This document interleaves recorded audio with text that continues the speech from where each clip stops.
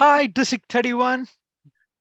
Dear guests, Toastmasters, welcome to Toastmasters, the world's biggest platform for public speaking and leadership. Toastmasters is where leaders are made.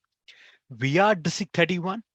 We are having a new talk show called Open Heart with District 31. I am Veera Sriram, your public relations manager, and tonight we have a special guest on our talk show, a Toastmaster who's been past district governor, a Toastmaster who's been Toastmaster of the Year in 2015 2016, a Toastmaster who's been public relations manager, club growth manager, all the positions you may ask for, this Toastmaster has played. This Toastmaster has recently finished her doctorate and now is a doctor. Dear Toastmasters, without any further ado, let us welcome our wonderful guest. And this guest is also the first runner up of our recent district speech contest. Distinguished Toastmaster, Dr. Sherri Raftery, welcome to the Open Heart with District 31.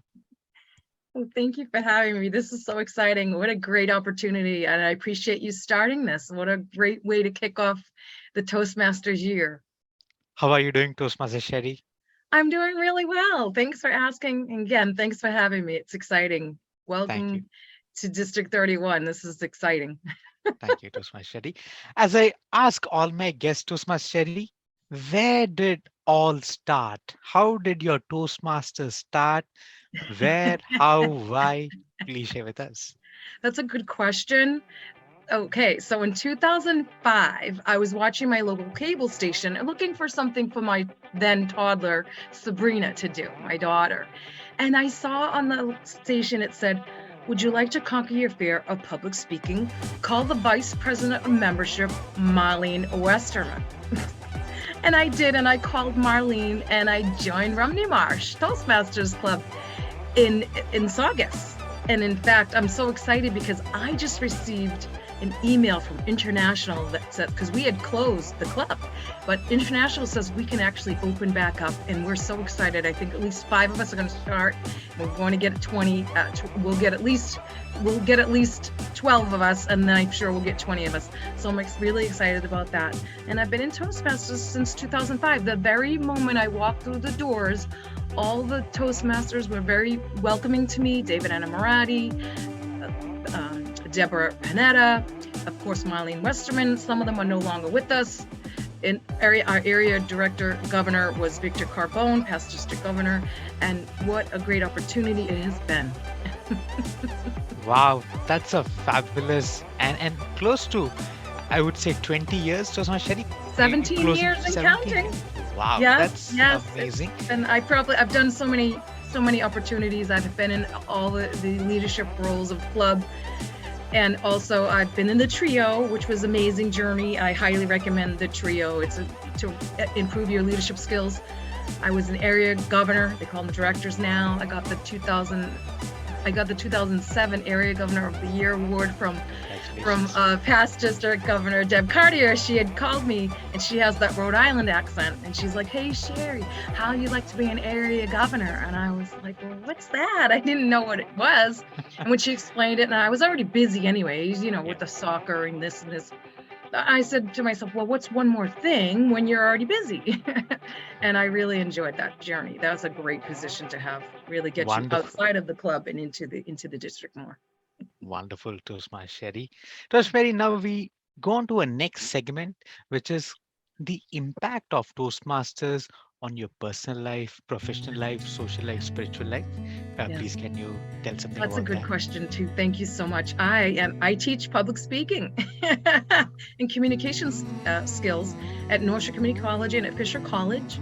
And I think it's pretty exciting. I went to Emerson College for theater and communications, but I really believe that once I joined Toastmasters, I really improved.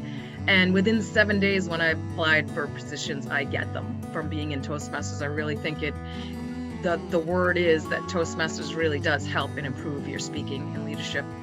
And I'm so grateful to be able to be a part of the organization with so many fantastic leaders and speakers.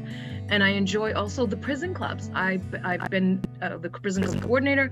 I think I'm prison club director this year under our new director, Audrey. I'm so excited. We go on Friday nights with George Manugian, of course, and we go to the Bridgewater in Concord, the Concord Old Colony, sorry. And what fantastic.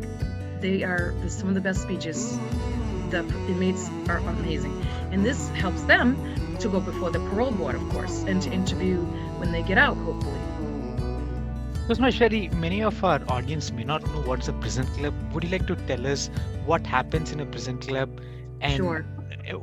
And how do they conduct Toastmasters there? Okay, so prison clubs, they have Toastmaster clubs, and I think right now we're doing gavel clubs, which is pretty much similar to the prison club. And basically, the inmates are running we have to be there as volunteers in order for them to run their clubs. But we go in and they have club officers. We just witnessed them have their club officer meeting, and they were all talking about because there's 7 different club officer roles, for those of you that don't know that, the way to run the prison club. And then they get up and they do their speeches. They prepare their speeches, they evaluate the speeches, there's a timer. It's really, really nice to see them improving and being able to be a part of a teamwork rather than not working together. They're coming together for common good. And then when they come out, they can come out and join Toastmaster clubs within the districts. Pretty awesome, Toastmaster Sherri. Any stories would you like to share, any transformative stories that you may have come across from prison clubs that you'd like to share with our audience? I could say this. When I was the district governor, they call him director now, district director, I got an email from an inmate who had been released. He had been in inmate for about 20-something years in we've had several different prison clubs. Also in Rhode Island, we chartered 7 under my leadership. And he emailed me, he said, I don't have any money, but I'd love to come to the conference. And I asked George first, what should I do? He said, yeah, let him come. And I said, okay, you can come if you come to the lectern and share with us what it's been like for our inmates, to volunteer, and also that we pay the dues for them. We get the dues paid. We ask for donations for them.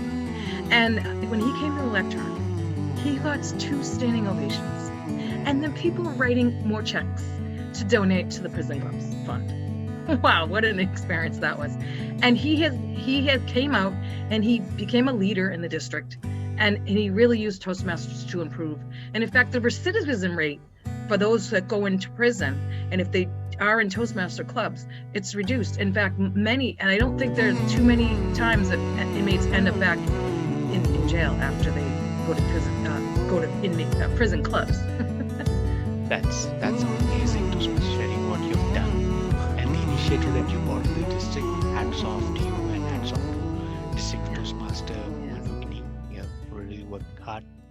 Yep. Toastmaster Sherri, now, yes. why should someone join Toastmasters in your view? Why should someone join Toastmasters? There's so many opportunities to lead, to serve, to learn, to write, to rewrite, and I also want to share. There's youth leadership, of course. And there's ways to get involved. You'll make friends across the globe like I have. It's truly an international organization. And when COVID hit us, we had to go virtual, which was actually even better because now I can go to clubs in Japan and Ireland. You can visit people across the globe. It's phenomenal. It is truly an international organization. And I wanted to also have a little thank you point right here. And include why Toastmasters is equally important. When I was writing my dissertation and practicing my dissertation, I went around to clubs. Of course, my clubs, Metro West, and I'm in Island Foghorns. I'm also in Salva Regina that I chartered back in the day. And my contest mastery, which is actually in District 106, I went around and practiced. And then the Toastmasters came to my dissertation defense, which was virtual, and they supported me, and it was such a great experience. And I really want to make sure that I thank them. And this is opportunity for you if you're going to reach for the stars and get your doctorate, get more education. We support each other in ways that you cannot even imagine. So if you're looking for support, if you're looking for that camaraderie, if you're looking to be involved, improving your communication and your leadership, and just darn right having fun, Toastmasters is the place to be. Join. Toastmaster Sherri, your favorite historical speech that is very close to your heart, a historical speech. Thank you for that one. My favorite one is Susan B. Anthony, Women's Right to Vote. Am I Not a Woman? In fact, when I was in the Humor and Drama Club, we did famous American speeches on the 4th of July, and we even dressed the parts under Bill Lewis, who was the passage director. And believe me, that's one of my favorite speeches, and what an amazing experience that was. Pretty awesome. Toastmaster Sherri, your historical favorite leader that really inspires you. I think that I actually like Anne Sullivan and Helen Keller, because Helen Keller could not really communicate as well, obviously being deaf and blind, and she had to learn sign language, and that's communications. I always teach my students the ASL fingerspell and I also teach them Braille.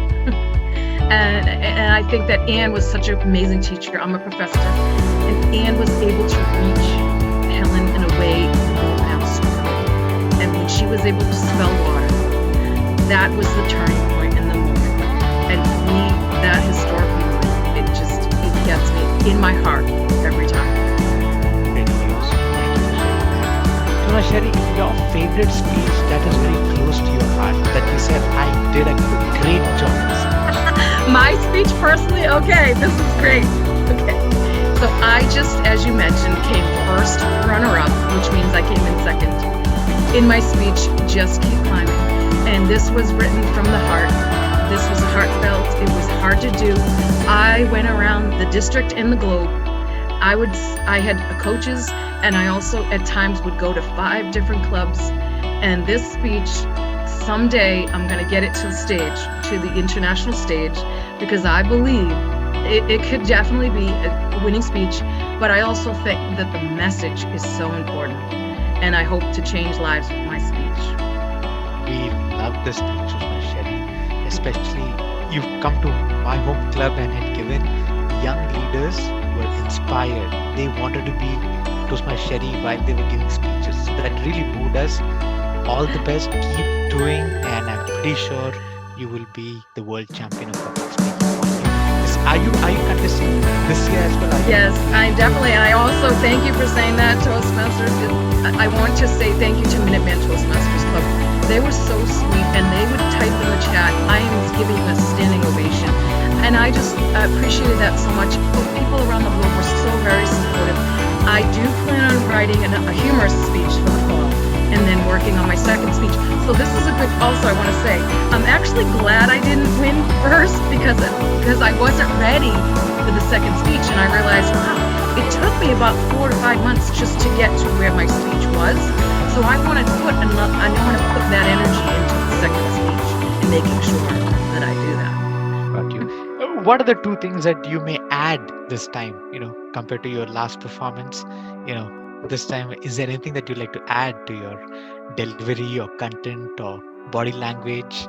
I think that it was virtual, so I got the virtual down. I would need to get up now and not do virtual. And I'm a performer, and actually that's why I originally joined Toastmasters, because I do performance and I was doing stand-up, and I thought, oh, this would help, but my leadership skills emerge. And so I think that I would need to get up and reacclimate myself to about being up on stage rather than just being behind the screen. And I know that this year they have a choice to either be on Zoom or to actually go to the convention and be on stage. So we'll see what happens, but being able to adapt to either one would be the best way, of course.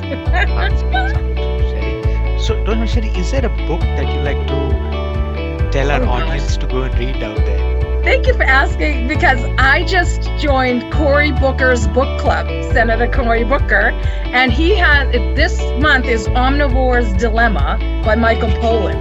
I haven't started it yet. I actually have it in my hand. It's huge. Lists about how many pages in here. It's a big book, but because I wanted to join the book club, I decided I'm doing it. There's about 400 and something pages, and I'm not the fastest reader, but I'm excited to be able to be in the Cory Booker book club. So, Sherry, is there a favorite food that you like to munch? Oh my gosh, look, I'm Italian. I love all food and it shows. But I love avocados. Avocados are my favorite with chips or something to eat it with that's crunchy because I like the crunch of that.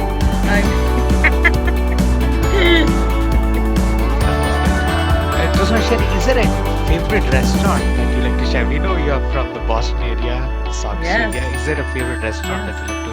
Oh my goodness. Recommend. Okay. Spinelli's is really good. I like to order Spinelli's takeout on just like the day before a holiday so that I don't necessarily have to cook, but I can have the really good Italian nummies. Nice, nice. Sounds delicious to know, Sherry. Is there anything else that you like to share with our DC31 and our Toastmasters fraternity? I just want to say thank you. I'm so proud of you. Your leadership skills are great. I'm so proud of the trio for this year. You all are going to do great. Please join Toastmasters. This is something that our first international female president. By the way, women were not allowed to be in Toastmasters until the 70s. She said, if you get all you can out of Toastmasters, you'll never get out of Toastmasters. I think that's brilliant. And so I encourage you to take the first step, join a club.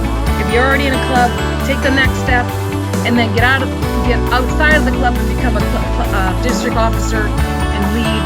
And it's an amazing journey. Thank you, Sherry, for sharing that. Thanks a lot for being a doctor. You could have been anywhere in the world, but you chose to come and talk to us. Thanks a lot. Thank you so much, DTM Vera, and I appreciate being on Talking from the Heart, and I'm looking forward to seeing your next guests. Thank you again for having me. Thank you, Toastmaster Sherry. Dear Toastmasters, this was a wonderful conversation with a wonderful Toastmaster, distinguished Toastmaster Sherry. If you'd like to see any of your favorite Toastmasters, please mention in our comment section. Please do like, share, and subscribe to our YouTube channel.